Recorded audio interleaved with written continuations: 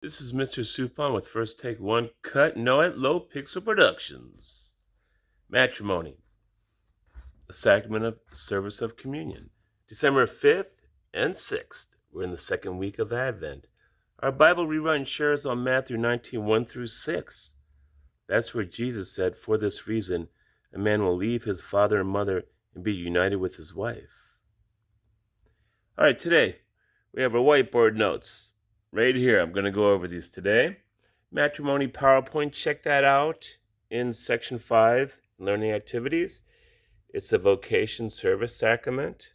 Vocation, the vocation or calling, just like holy orders is a calling and a vocation, so is matrimony. We call it the sacrament of service, service to others, officially called service of communion.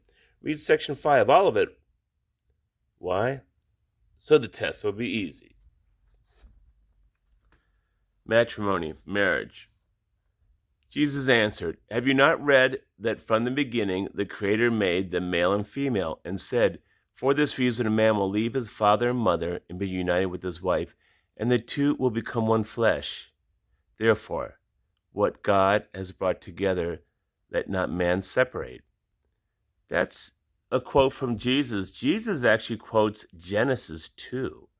So it goes all the way back to the beginning, right? Genesis 1 and 2, where God says, whoever I bring together, let no man separate. And that's what we have to go by, right?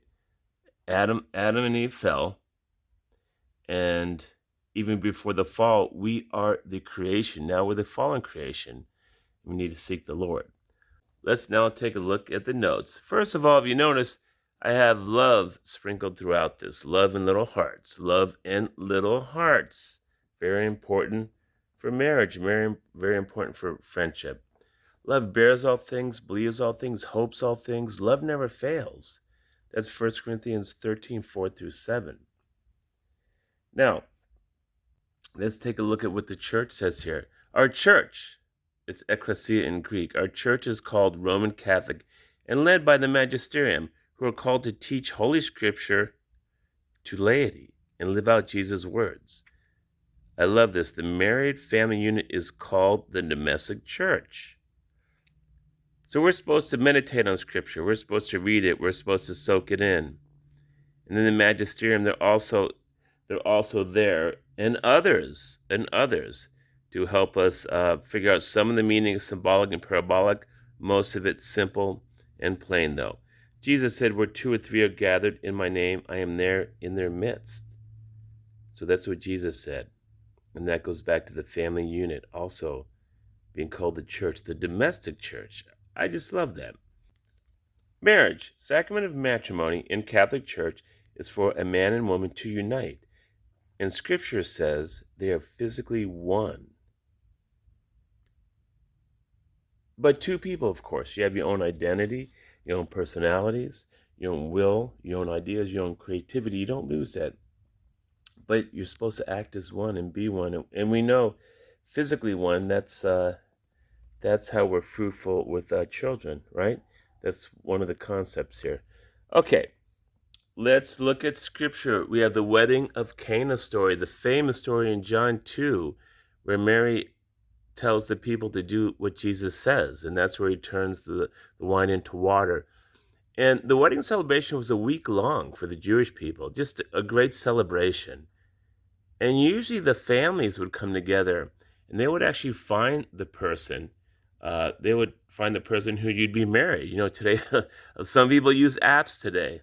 I didn't, but anyway, some people use apps. Some people, they meet in church, whatever, in school, wherever they meet. So the Jewish family, 2,000 years ago, they would set the child up. But here's the deal: you could still say no. You didn't have to get married to the person. So I thought that's really a special way. Okay, Hebrews 13:4. Let marriage be held in honor among all, and let the marriage bed be undefiled, meaning no adultery. Okay, there's all types of ways with adultery, but Scripture keeps telling the two to love each other no matter what.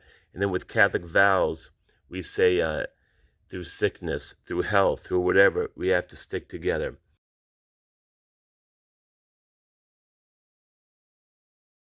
All right, Isaiah 62:5 in the Hebrew Scriptures, Old Testament, as the bridegroom rejoices over the bride, so shall God rejoice over you.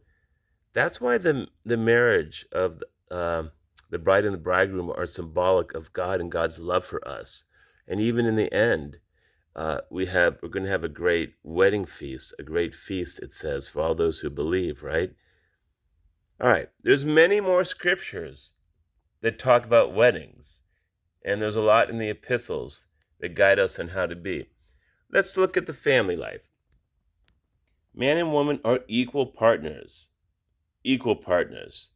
Okay, so each of them are doing different things, but neither of them is superior to the other. In fact, I would say a 64 relationship is the best, where you give 60, you get back 40. The other person gives 60 and gets back 40. To me, that's better than saying 50-50, where, okay, I'm just going to stop at 50. No, you keep going, and the other person keeps going, all right? Birth control is actually allowed, but it's called natural family planning. Google that. That's a specific way of finding out when the woman is actually fertile to give birth. So I remember when I got married and I didn't even know actually what this was. And we went through the pre-Cana classes, married classes for 1 year program to get ready for marriage. And then we learned about natural family planning. Can now marry a non-Catholic in our church today, but must agree to raise the children in the Catholic faith. In the olden days, you weren't allowed to marry non-Catholics, but now you are. And that's the requirement there. Okay, by the way, deacons can actually be married. You have priests, deacons, nuns, and brothers, right? Only the deacon be married. I put that in this category just to remind everyone. Notice we still have 1 Corinthians 13 being weaved throughout here. Love is not arrogant. Love does not seek its own. Love is not provoked, right? When we get insulted, we're actually supposed to bless. Okay, symbols, we have rings. We have the Paschal candle. That's where the two light a candle, and they two separate candles, and then they end up lighting one candle. You have the wedding dress. You have the veil. You have other types of symbols. But the number one symbol would be rings, of course. That's a symbol that has no beginning. It's endless. And our love's supposed to be unconditional. Love is. Love is. There you go. Love is patient. Love is kind. That's 1 Corinthians 13:4. Okay, sacramental requirements. The ordained minister. Let's look at this. This is a little tricky. The ordained minister, in this case, would be still the deacon and the priest, right? But they're actually witnesses. They're the witnesses. The bride and the bridegroom, they're actually the ministers of the sacrament. I love that.